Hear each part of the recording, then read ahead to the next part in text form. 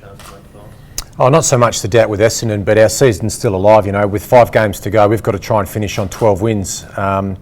You know, Port Adelaide, Carlton, West Coast, us, we just got to fight it out to the final siren of the last game of the season. So while our season's still alive, we still have to talk like our season's alive. It'd be foolish for me to walk into the club with my head down saying, boys, let's start to prepare for 2014. We're very much alive, but we need to keep winning. And it feels like we've been saying that at every press conference for about 10 weeks. But we've still got a heartbeat when we'll keep fighting it out. Are you putting that carrot in front of them?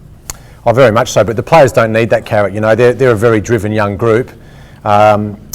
We actually are playing some good footy. I've really liked how we've played in the last 4 weeks, but we've walked away with 1 win in that 4 weeks, you know, and for a variety of reasons. But if we bring our best on Sunday, it's going to be a cracking game. If we turn up not ready to play, Port are going to embarrass us. Can you score enough? We can score enough, yeah. I mean, we kicked 3 goals 8 from set shots last week. If that's 8 goals 3, we probably win the game. So they weren't hard shots either. They were regulation shots. That's not an excuse. But you need to do all aspects, you know. Good footy is doing the basics really well, and at times this year, even last week, you know, we let ourselves down with some of the basics. But the showdowns mean something more. You know, this is extra anxiety. This is extra pressure.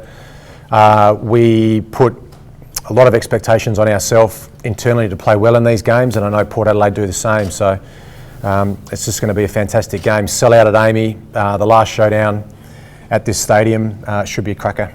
Does it mean more to you guys, the fact it's the last showdown at Amy? Does that give everyone a bit of extra push this week?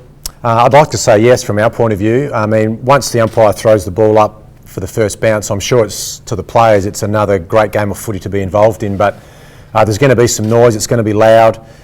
Crows home game, but there's going to be enormous support there for Port Adelaide as well. So it's going to be as close as you can get to a finals type atmosphere, and it's very special for the South Australian football purists because it's the last time they'll see a showdown at Amy Stadium. I mean, the next time Ken and I are together talking will be the first showdown at Adelaide Oval, which feels like that's going to be even bigger than this. But right at the moment, Sunday, 2:30, it's going to be on.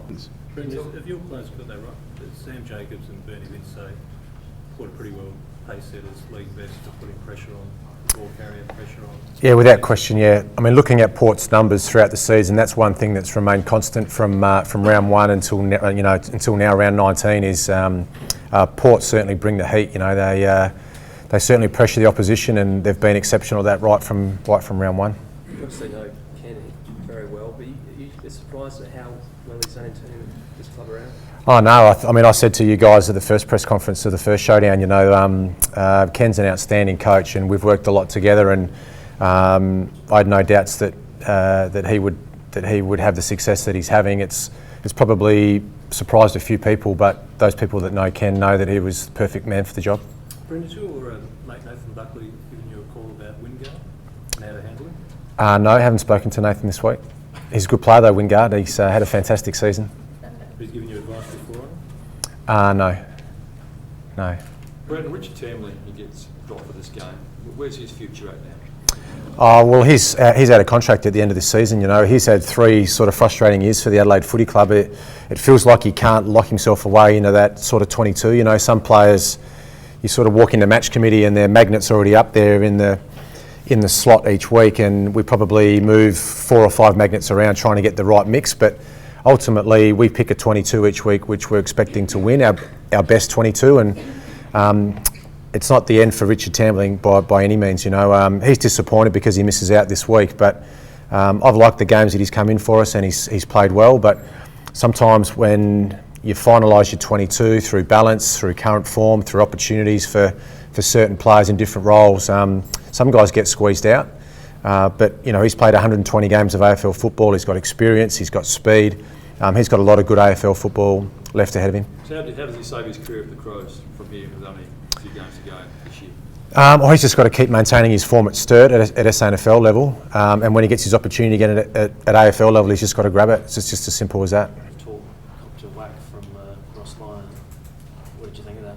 That's okay. I mean, it's funny. We sometimes coaches, in the press conferences, we get a bit emotional, and we feel like sometimes we played well enough to win and didn't get the win, and From our supporters' point of view, I mean, when I do a press conference and when we speak to the media, we're talking to you guys, but we're talking to the football community, and I felt like we played really well the other night and walked away without the points. And probably Ross didn't want to say, you know, the best side of the day didn't win.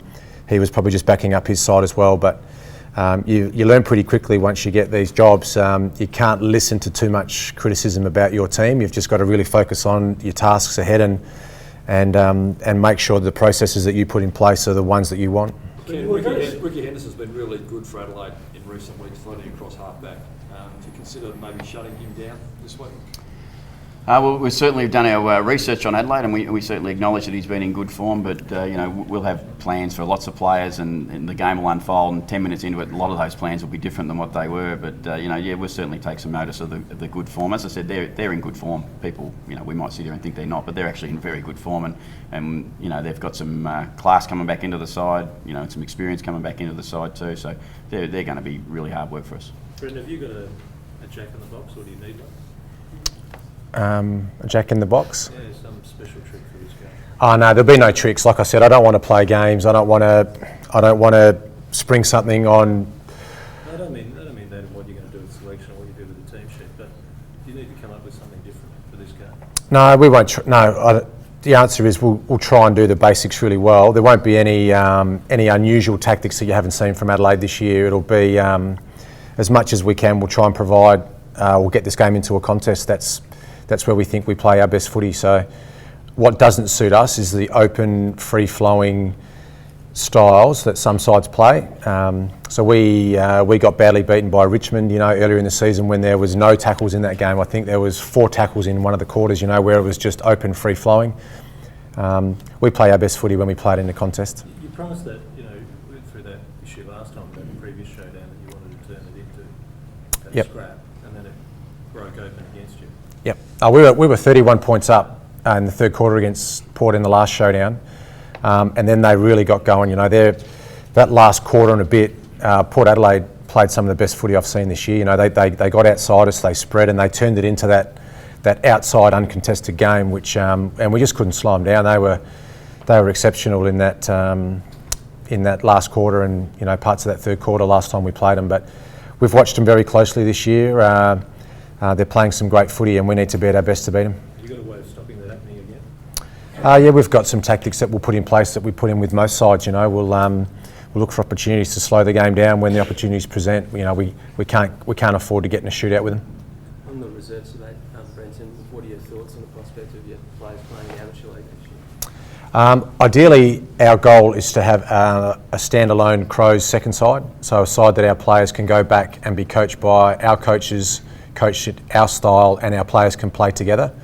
That's what helps the development of your AFL team, whether that's in the SANFL or the Amateur League. Obviously, our preference would be in the SANFL. That's the stronger competition, but if it has to be in the amateurs, then it is what it is. Is there a risk there? There's a lot of risks associated with that for the standard of the competition, but also too for.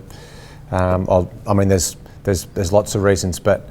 Our ideal preference would be the SANFL. If that doesn't work out, that's fine. We'll get on with having a team in the amateur competition. How do you feel about the club putting the proviso on it that it has to be unanimous, despite the fact 6 of 8 would be enough? No, that's fine. I mean, from my objective as senior coach of the Adelaide Footy Club is to provide the best development program for our players. I feel that that's best served with having our own side in a standalone side in a competition, whether that's the SANFL or the amateurs. So it's really important for the development of our team, our AFL team, that we have our own side. So if the vote is 6-8 and that would get you in, but the club said no, we want unanimous, you'd cop that? Yeah, I'd just get on with business, yeah. It's really important for us that we have our own side, and we want to work with the SANFL. We're not trying to upset the integrity of the competition. It's been fantastic here for over 100 years. The SANFL is a strong competition, and we want to work with the SANFL to get the best for SA footy. Not for our selfish reasons. Our preference is to have our own team. We'd love to play for points in the SANFL. We'd like to increase crowds at SANFL games, and we'd like to inject more money back into the SANFL, which is much needed. From last week and talking about how poor your kicking was, but how do you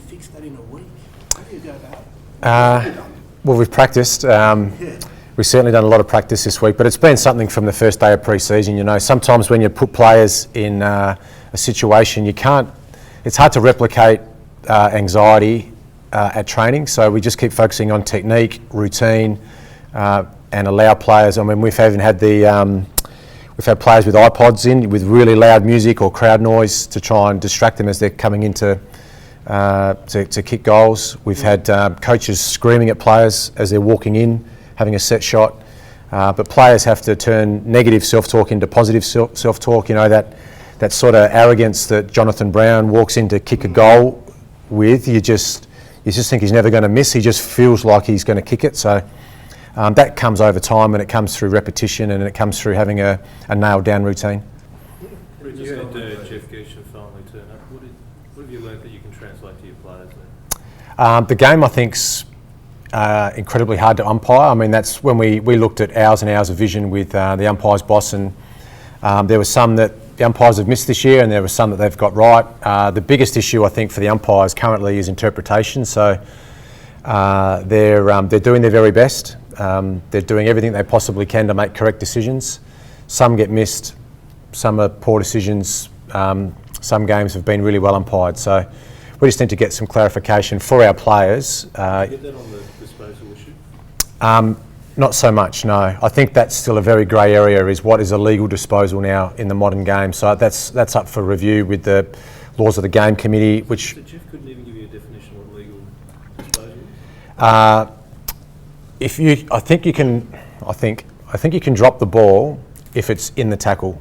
So if you're tackled and the ball drops out, that's correct disposal. That's the interpretation that I've got now. So quite often for a long time we've said that's immediately holding the ball. If the ball is displaced during a tackle, play on. That was the instruction pre-season, wasn't it? Last one. I'm not sure. We had our information session with the umpires pre-season. Was that what they said then as well? If it spills out, we want the game. Yeah, it depends if there's prior opportunities. That's with a bit of the greyness, I think. So if I take on a couple of tacklers and then the ball gets hit out during the fourth tackle, play on, where I think we'd probably, in the past, we've called that holding the ball. So what do you tell your player then? Try and get rid of the ball when you're tackled, but play to the whistle. You just got to play to the whistle now, and we do our very best. And I've heard Ken as well. We're all on record saying now, when the umpire blows the whistle, we wait for the decision, which we don't want that. We want to make sure that when the umpire blows the whistle, we can start running in the direction where we know the free kick is. But the AFL are trying hard to ensure that they're removing some of the greyness. Yeah. You having a session as well, Ken, with Jeff Geisha, or? Actually, we caught up to Geish. I mean, Alan Richardson caught up to Geish and had a little chat to him, and he made contact with me. But you know, it's round 19. There wasn't much that we were probably looking for to clarify, because I think there's some unclear things, so I don't think I'm going to get them cleared up in round 19. Bit of a sad state of footy then if we can't work out how the game's to be played.